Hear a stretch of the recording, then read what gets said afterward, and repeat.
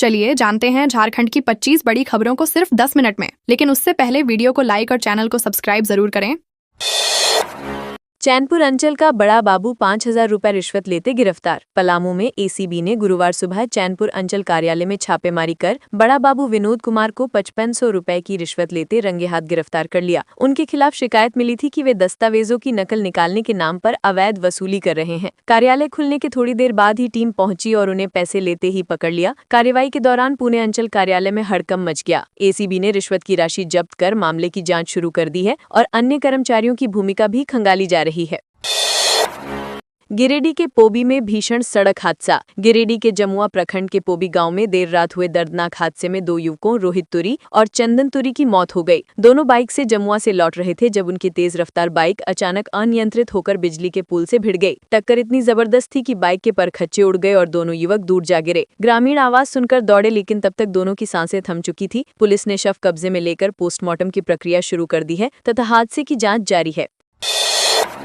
जमशेदपुर के सिद्धगोड़ा मार्केट में आगजनी। जमशेदपुर के सिद्धगोड़ा मार्केट में बुधवार देर रात भीषण आग लगने से कई दुकानें और 3 बड़े गोदाम पूरी तरह जलकर खाक हो गए। रात करीब 12 बजे अचानक उठे धुएं से लोगों को आग की जानकारी मिली। आग तेजी से फैली और कपड़ा, किराना, प्लास्टिक और इलेक्ट्रॉनिक सामान समेत लाखों का माल नष्ट हो गया। फायर ब्रिगेड को सूचना दी गई और टीमों ने कई घंटों की मशक्कत के बाद आग पर काबू पाया। व्यापारियों ने लगभग 25 से 30 लाख रुपए के नुकसान का अनुमान लगाया है। आग लगने के कारणों की जाँच जारी है।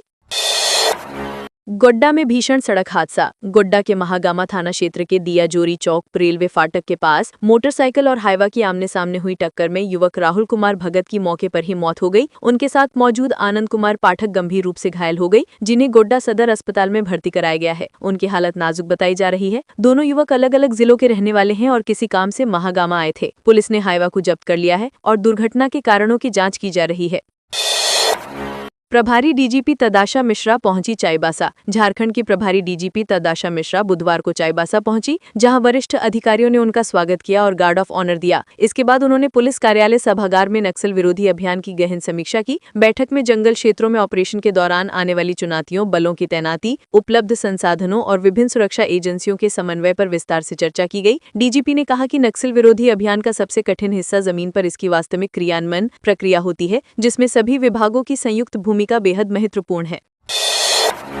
घर से 10 लाख रुपए के आभूषण की हुई चोरी। चतरा जिले के प्रतापपुर थाना क्षेत्र के चंद्रीकला गांव में एक सोना घर चोरों का निशाना बन गया, जहां लगभग 10 लाख रुपए के सोने चांदी के आभूषण चोरी कर लिए गए। घटना उस समय हुई जब गृहस्वामी कलीमुद्दीन खान अपने परिवार के साथ चतरा स्थित दूसरे घर पर गए हुए थे। रात 12 बजे के बाद चोरों ने ताला तोड़कर अलमारी से आभूषण निकाल लिए। घर लौटने पर परिवार को चोरी की जानकारी मिली। कलीमुद्दीन खान ने प्रतापपुर पुलिस को सूचना दी और थाने में शिकायत दर्ज कराई। पुलिस जाँच में जुटी है।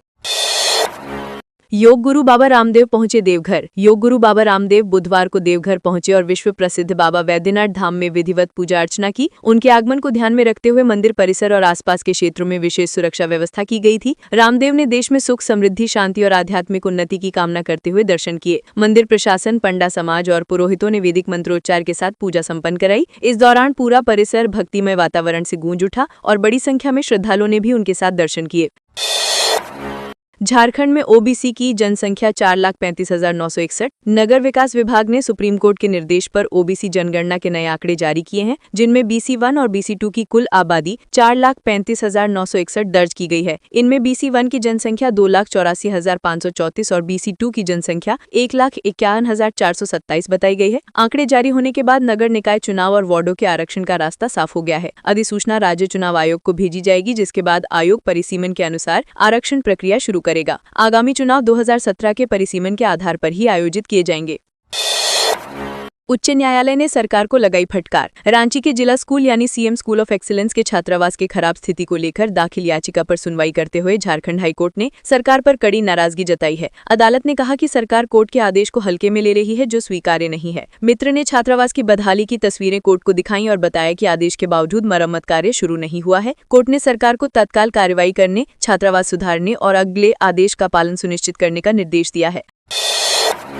गढ़वा में फार्मासिस्ट की सड़क हादसे में हुई मौत। गढ़वा जिले के कांडी थाना क्षेत्र में मंगलवार रात एक सड़क हादसे में 29 वर्षीय फार्मासिस्ट विकास कुमार रवि की मौत हो गई। वीरापुरा हरिहरपुर निवासी सेवानिवृत्ति शिक्षक लालमन राम के पुत्र थे और गढ़वा स्थित आर गुप्ता दवा दुकान में कार्यरत थे। तिलक समारोह में शामिल होने के लिए पतसा जा रहे थे, तभी उनकी बाइक को पीछे से एक अज्ञात वाहन ने जोरदार टक्कर मार दी। टक्कर इतनी जबरदस्त थी कि बाइक के परखच्चे उड़ गए और दोनों युवक दूर जा गिरे। ग्रामीण आवाज सुनकर दौड़े, लेकिन तब तक दोनों की सांसें थम चुकी थीं। पुलिस ने शव कब्जे में लेकर पोस्टमार्टम की प्रक्रिया शुरू कर दी है तथा हादसे की जांच जारी है।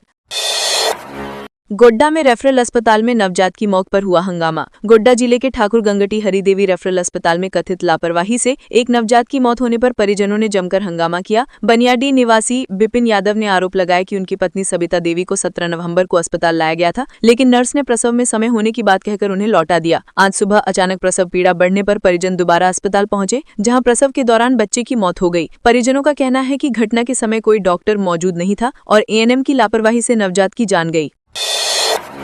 सांसद ढुल्लू महतो ने कानून व्यवस्था पर उठाए सवाल। धनबाद लोकसभा के भाजपा सांसद ढुल्लू महतो ने राज्य की कानून व्यवस्था को लेकर गंभीर सवाल उठाए हैं। उन्होंने धनबाद में दिन दहाड़े हुई गोलीबारी की घटना पर कहा कि अपराधी निर्भीक होकर घूम रहे हैं, जबकि सरकार ट्रांसफर पोस्टिंग में लगी है। वे सरदार पटेल की 150वीं जयंती पर बोकारो के चेक पोस्ट स्थित आदमकद प्रतिमा पर माल्यार्पण के बाद बोल रहे थे। इसके उपरांत चेक पोस्ट है सेक्टर 5 तक पैदल मार्च निकाला गया, जिसमें सांसद सहित सैकड़ों स्कूली बच्चों और स्थानीय लोगों ने हिस्सा लिया। कार्यक्रम में राष्ट्रीय एकता का संदेश दिया गया।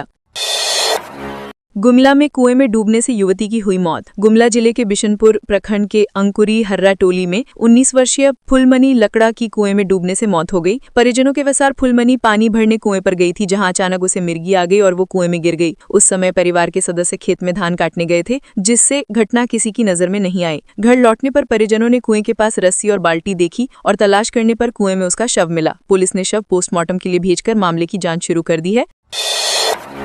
गिरिडीह के महेश मुंडा चौक पर बालू लदा ट्रक पलटा। गिरिडीह के महेश मुंडा चौक पर देर रात तेज रफ्तार बालू लदा ट्रक तीखे मोड़ पर पहुंचते ही बेकाबू होकर पलट गया। ट्रक सड़क किनारे स्थित कई दुकानों पर चढ़ गया, जिससे 4 दुकानें पूरी तरह क्षतिग्रस्त हो गईं। हादसे की आवाज दूर दूर तक सुनाई दी और लोग घरों से बाहर निकल आए। बताया गया कि ट्रक अत्यधिक गति से मेन रोड की ओर बढ़ रहा था, जिससे चालक मोड़ पर संतुलन नहीं बना सका। हादसे के समय दुकानें बंद थी, जिससे बड़ी जनहानि टल गई। पुलिस ने ट्रक को कब्जे में लेकर जांच शुरू कर दी है।